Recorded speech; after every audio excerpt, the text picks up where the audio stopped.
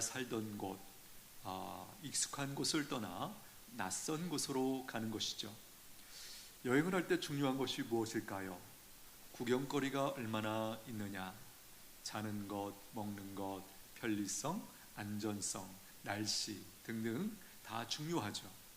가장 중요한 것이 무엇일까? 제 소견에는 안내자가 있느냐, 인도자가 있느냐 하는 것이에요. 특별히 언어가 다르고 문화가 다른 곳, 낯선 곳을 여행할 때 안내자가 얼마나 중요한가 설명이 필요 없죠. 만약에 안내자, 가이드가, 인도자가 없다면 어떻게 될까요? 시간 낭비를 할 수 있어요. 헤맬 수 있어요.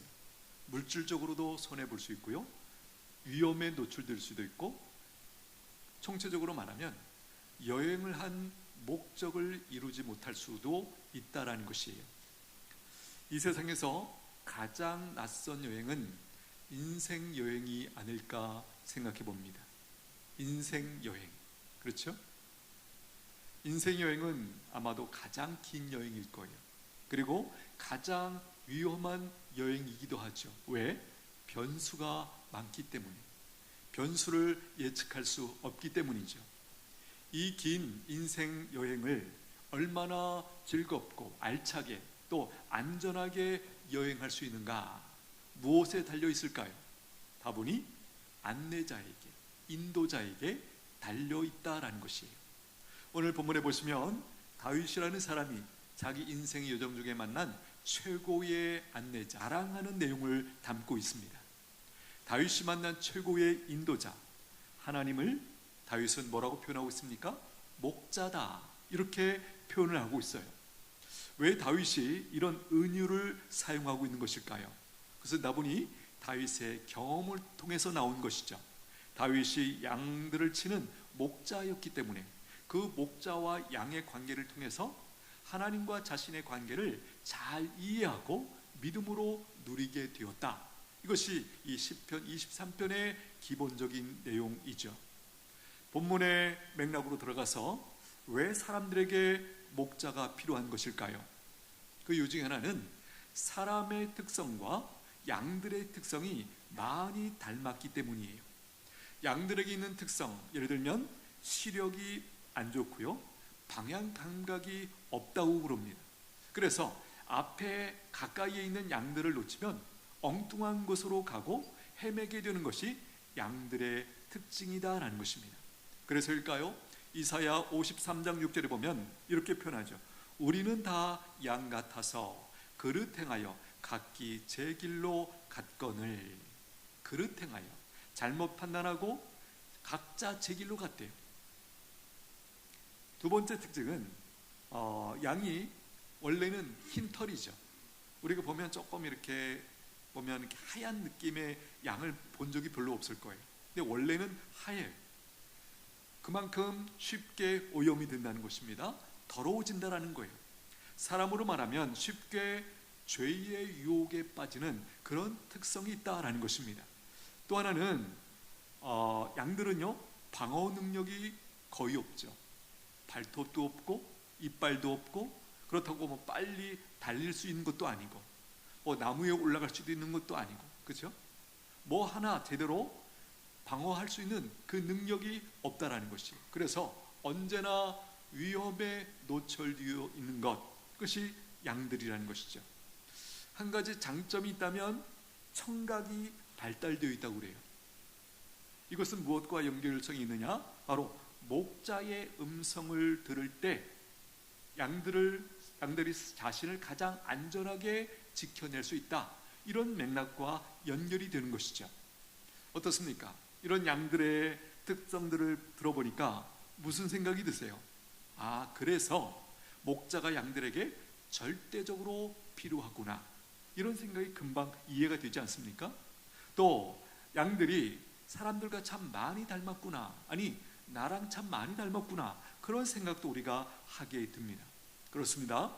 양들에게 목자가 절대적으로 필요한 것처럼 사람들에게는요, 목자이신 하나님이 절대적으로 필요하다라는 것이에요. 이 사실을 알고 믿음으로 누리고 있는 사람들, 바로 구원받은 성도들인 줄로 믿습니다. 오늘 본문에서 다윗은 하나님을 목자로 모시고 사는 그 은혜에 대해서, 행복에 대해서 고백을 하고 있죠. 1절 한번 보십시오. 여호와는 나의 목자시니 내게 부족함이 없으리로다. 여기 여호와, 하나님의 이름이죠. 무슨 뜻이 있죠? 스스로 있는 자, 스스로 존재하시는 분, 또 과거로부터 현재와 미래에 영원히 존재하시는 분, 이런 의미를 담고 있는 하나님의 이름이 바로 여호와라는 표현이죠. 여러분, 세상에 스스로 있는 자가 있습니까? 세상에 스스로 존재하는 그 무엇이 있습니까? 없습니다. 오직 창조주 하나님만이 유일하게 스스로 존재하시는 분이죠. 다윗은 어떻게 하나님이 목자이시기 때문에 자신에게 부족함이 없다고 이렇게 확신하게 된 것일까? 그 이유 중에 하나는요, 하나님이 어떤 분이신지를 그가 알았기 때문이죠. 다윗이 알고 경험했던 하나님은 어떤 분이시죠? 자신을 큰 위험에서, 치명적인 위험에서 건져주신 분이었죠. 구원의 하나님을 특별히 다윗이 많이 경험했죠. 하나님은 세상 만물을 창조하신 하나님이시다. 이 내용도 다윗이 잘 알고 있었어요. 그래서 시편의 여러 시들 이 자연과 관련해서 다윗의 상당한 통찰력을 우리가 발견하게 됩니다. 그러니 그분보다 세상을 더 잘 아는 존재가 없는 것이죠. 그런 그분이 우리에게 목자가 되어주신다? 그야말로 최고의 은혜다라는 것이에요. 우리가 잘 아는 것처럼 하나님은 전능하신 분이시죠. 하나님보다 더 큰 존재, 더 강한 존재가 있습니까? 없습니다. 그러므로 그분을 자기의 목자로 삼는 자의 복이 어떠한 것인가 금방 우리 머릿속에 그려지죠. 이런 여호와 하나님이 나의 목자이시다, 내 인생의 인도자가 되어주신다. 무슨 생각이 드세요? 그야말로 이것보다 큰 복이 없는 것이죠. 그러니 뒤에 따라 나오는 고백이 너무나 당연합니다. 내게 부족함이 없습니다. 여기 없으리로다, 이 표현만 보면 미래형으로 되어 있는 것 같아요. 그렇죠? 그러나 요 뒤에 나오는 이 표현들은 미래형으로도 해석할 수 있지만 현재형으로도 해석할 수 있는 그런 단어입니다. 다윗이 어떻게 목자이신 하나님의 인도하심을 경험했을까 한번 보십시오. 2절입니다. 그가 나를 푸른 풀밭에 누이시며 쉴만한 물가로 인도하시는도다. 푸른 풀밭과 쉴만한 물가, 양들에게는 어떤 것이죠? 필요 충분 조건이죠. 전부다 라고 말해도 틀리지 않을 거예요. 이 표현 속에 무엇이 녹아 있습니까? 양들의 만족하는 마음, 감사하는 마음, 행복한 마음이 녹아 있죠. 바로 다윗의 느낌 아니겠습니까? 함께 해주신다라는 거예요. 양들은요, 4가지의 경우가 충족될 때에만 눕는 그 특성이 있다고 그래요. 하나는 뭐냐면 아무 두려움이 없을 때. 천성적으로 양은 두려움이 아주 많은 동물이라고 그럽니다. 우리와 많이 닮았죠. 언젠가도 나눴지만 사람들이 가장 많이 느끼는 감정이 뭐라고요? 두려움이라는 거예요. 두려움. 두 번째 특징은 다른 양들과 불편한 것이 전혀 없을 때 누울 수 있대요. 세 번째는 파리나 기생하는 벌레들의 시달림에서 완전히 자유로울 때만 누울 수 있다는 거예요. 마지막 한 가지는 배가 완전히 채워졌을 때 이 양들은 눕는다라는 것입니다. 다윗이 목자였기 때문에 이런 양들의 특징을 잘 알았을 것입니다. 그러니 지금 다윗이 하나님께서 자기를 푸른 불밭에 누이시며, 이 표현 속에는 무슨 내용이 들어가 있는 거예요? 하나님 때문에 자신에게 필요한 모든 필요 조건이 충족되었다, 그 이야기를 지금 이렇게 하고 있는 것이죠.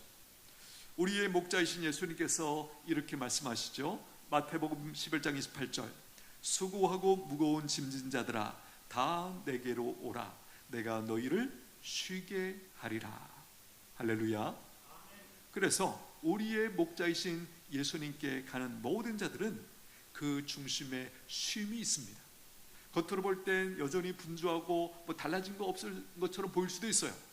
그러나 우리가 고백하고 우리가 경험했듯이 우리의 중심에는 쉼이 있더라는 것이에요. 3절 보십시오. 내 영혼을 소생시키시고, 여기 소생시킨다는 말, 죽었던 내 영혼을 되살려주시고, 그 표현이죠. 이 표현 어디서 봤죠? 에베소서 2장 1절. 그는 허물과 죄로 죽었던 너희를 살리셨도다. 뭘 살렸다는 거예요? 우리의 영혼을. 우리의 육신은 살아있잖아요. 뭐 더 살릴 건 없고, 뭘 살렸느냐? 바로 우리의 영혼을 살려주셨다. 여기 에베소서 2장 1절에 여기 살리셨다라는 표현과 오늘 이 3절에 소생시켰다라는 말, 같은 단어입니다. 그 다음 보십시오. 자기 이름을 위하여, 다른 말로 바꾸면 하나님의 영광을 위하여, 그런 말이죠. 하나님의 명예를 걸고 우리를 인도해 주신다, 그 표현 아니겠습니까? 보십시오. 우리가 자녀들을 잘 양육하려는 동기 중에 하나가 뭐예요? 부모님의 영광 아닙니까? 부모인 우리의 명예 아닙니까? 하나님께서 우리에게 맡겨주신 자녀를 우리가 잘 기르지 못한다, 내 명예가 그야말로 바닥을 치는 거죠. 이런 맥락에서 우리가 부모로서 자녀들을 잘 양육하려고 하는 강력한 그 동기를 얻게 되는 것이죠. 하나님도 마찬가지라는 거예요.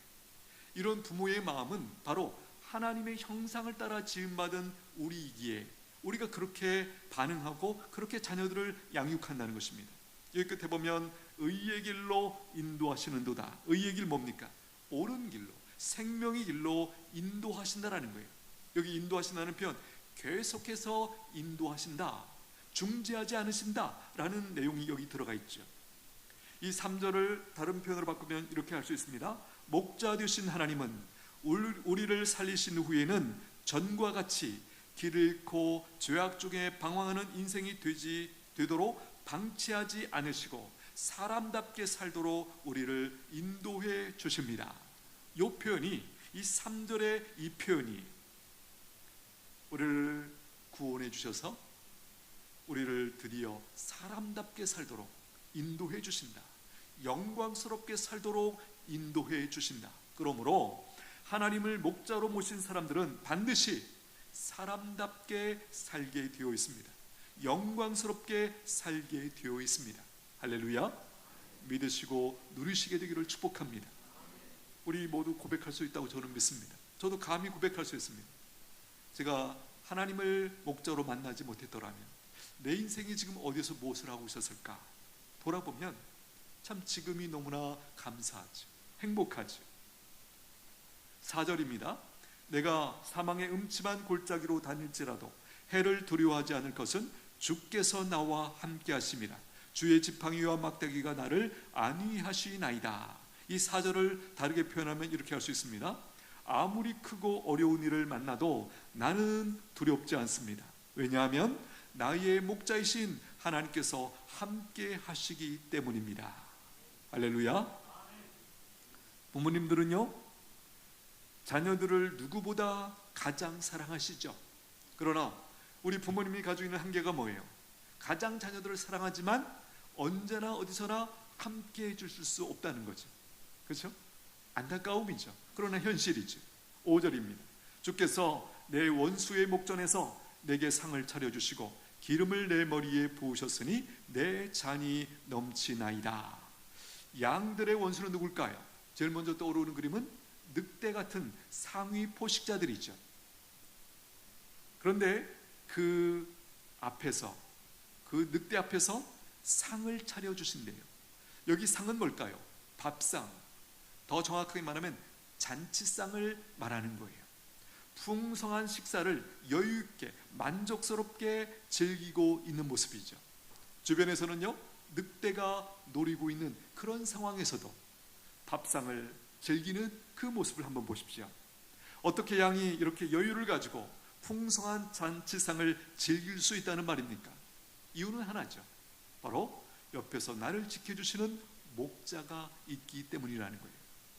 목자 되신 하나님에 대한 신뢰, 믿음 때문에 이런 여유를 가지고 즐기고 있다는 것입니다. 5절 중간에 보시면 기름을 내 머리에 부으셨으니, 기름이 의미하는 게 뭐죠? 은혜죠. 은혜.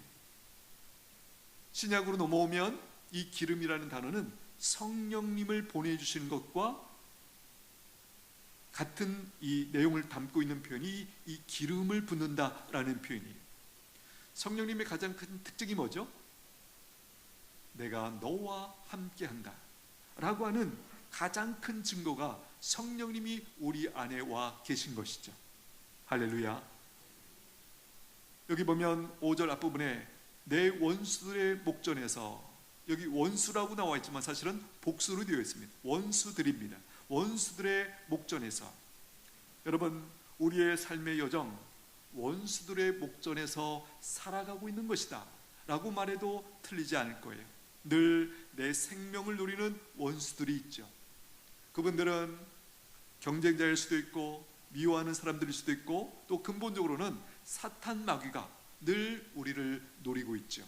넘어뜨리려고, 실족시키려고, 낙심시키려고, 혼돈 가운데 빠뜨리려고, 두려움 가운데 빠뜨리려고, 또 목적과 사명을 잃어버리게 하려고, 또 다르게 말하면 죄를 짓게 하려고 계속해서 끊임없이 사탄 마귀가 노리고 있죠. 이 사실을 성경이 이렇게 경고합니다. 베드로전서 5장 8절, 근신하라 깨어라, 너희 대적 마귀가 우는 사자같이 두루 다니며 삼킬 자를 찾나니. 그럼에도 불구하고 원수들의 그 목전에서 잔치상을 즐기는 사람들, 누굽니까?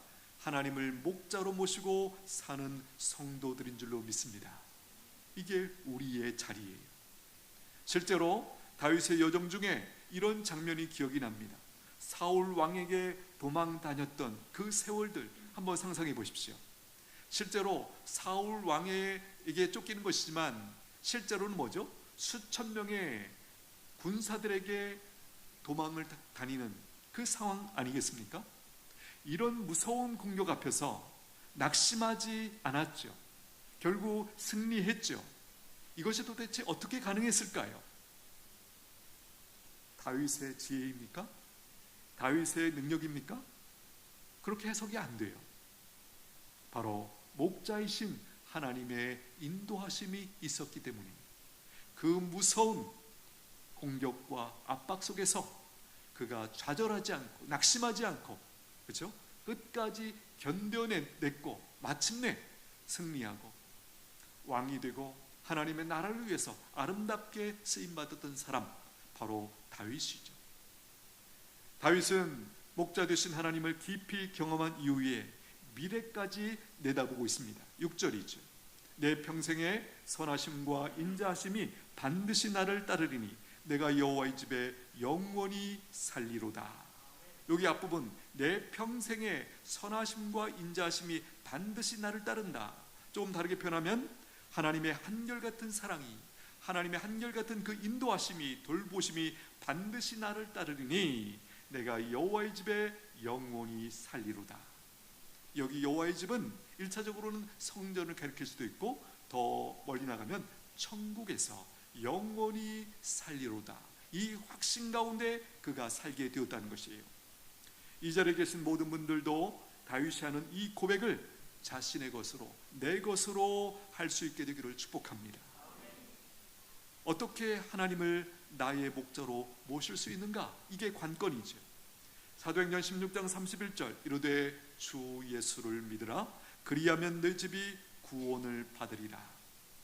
예수님을 믿으면 구원을 받습니다.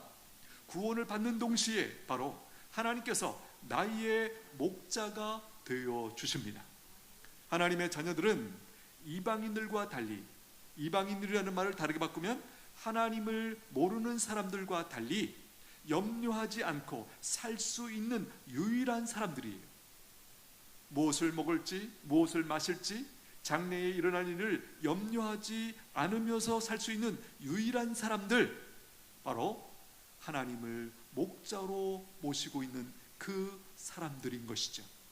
만약에 하나님의 목자로서 우리의 모든 것들을 돌봐주시고 인도해 주시는데 그 양이 근심을 한다면, 한숨을 푹 쉬고 걱정하고 있다면 어떤 모습입니까?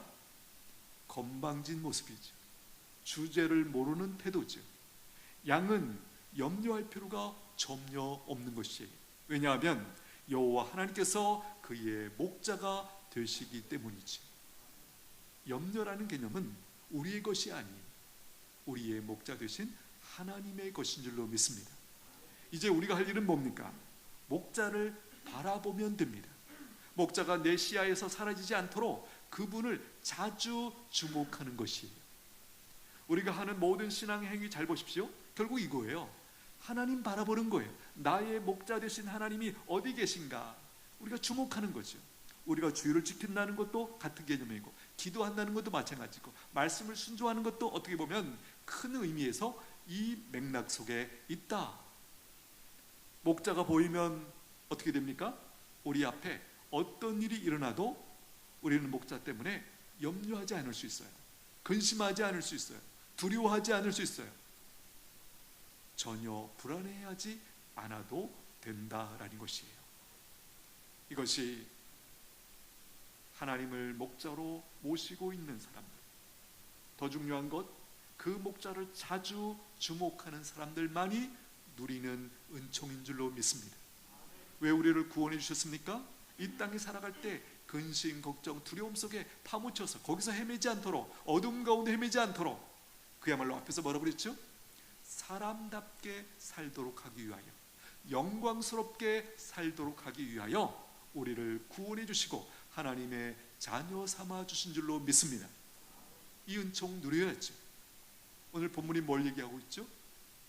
그 하나님과 나의 관계, 다윗의 경험을 통하여 우리에게 펼쳐서 보여주고 있어요. 우리는 이 본문을 깊이 묵상하면서 내가 하나님과 바로 이런 관계 속에 있구나. 하나님이 나의 목자가 되시고 나는 그분의 사랑스러운 양으로서 지금 내가 살고 있구나. 그러면서 안심하고 기뻐하고 감사하면서 주님을 즐기는 것, 그것이 인생 여정인 줄로 믿습니다. 누가 더 인생을 잘 사는 것입니까? 세상 사람들은 말합니다. 위대한 업적을 남겼느냐, 얼마나 많이 누렸느냐. 아닙니다. 우리의 관점은 뭐죠? 하나님을 얼마나 누렸느냐. 그것이 우리의 승리의, 성공과 실패의 귀한 잣대가 되는 줄로 믿습니다. 성경적인 관점에서 승리가 있게 되기를 축복합니다.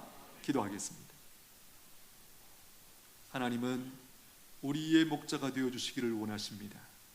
사람이 어떤 존재인지, 어떤 특성이 있는지 깨닫게 되면 목자가 절대 필요하다는 것을 알게 되죠. 그러므로 하나님을 목자로 모시고 사는 것보다 더 큰 복이 없습니다. 이렇게 기도하면 좋겠습니다. 하나님, 저의 목자도 되어 주십시오. 그래서 다윗처럼 부족함이 없다고 고백하면서 사는, 그래서 허락하신 이 긴 인생 여정을 즐겁고 행복하게 감사하면서 그렇게 살아가는 저희들 되게 하여 주옵소서. 우리 잠시 한번 같이 기도합니다.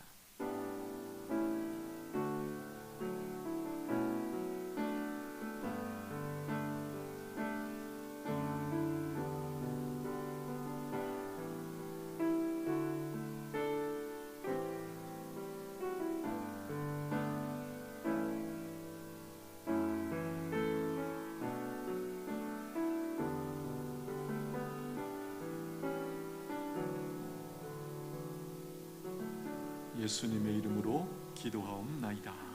아멘. 찬송가 570장입니다.